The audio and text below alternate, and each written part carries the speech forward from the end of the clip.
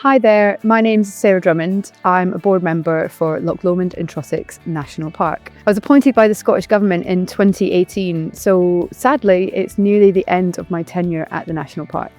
We're facing a climate and nature emergency, and I think as national parks and areas that have this kind of geographic boundary, we've got a unique opportunity to show what it's like to put into practice the hard work that needs to go into making a place that enables all of us to thrive. That's people, communities and nature.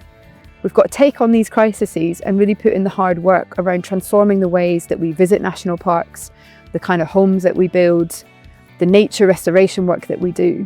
All of this is in our National Park Partnership Plan, which runs from now until 2029. It's a forward-looking vision, and I think it's really, really ambitious.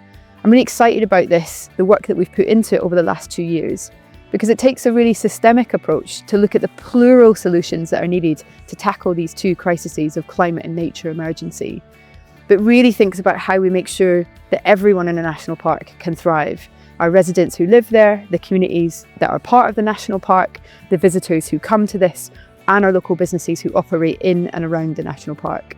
And really thinks about nature throughout the whole through line of that as well, who often can't speak for itself, but really needs the investment to make sure that it can thrive and restore itself in the future.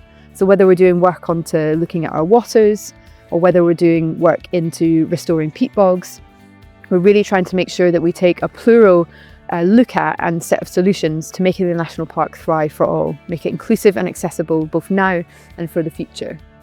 I've got to be honest with you, when I first applied for the board, I was quite nervous. I knew that I had a deep expertise in my domain, which is looking at service design, user experience, products and services, and making sure that they're inclusive and accessible for people. And I had a background in technology and understanding how software gets made. And I looked at a national park, and as someone who had lived close to it for many years and visited for loads of different years, I thought, I really think I can help the national park rethink the visitor experience, think about how we engage with communities to look at the areas that they want to live in, and really think about how technology could be useful in the future to amplify and scale the work that we're doing.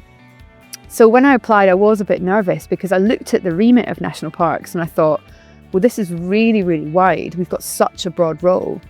We looked at things like planning, we look at things like housing, we look at transport, we look at visitor experience, we look at our communities, we look at climate change, we look at nature and restoration. And whilst I knew enough about some of that, I knew that I just had my deep expertise. So it made me a bit nervous.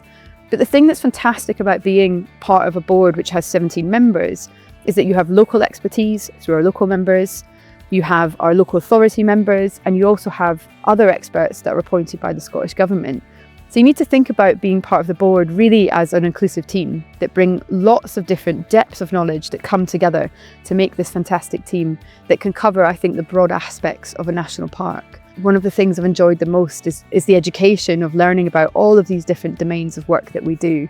I'm leaving with a really, really good understanding and recognition of the work that goes into making national parks work now. I know loads more about affordable housing in our remit as a national park.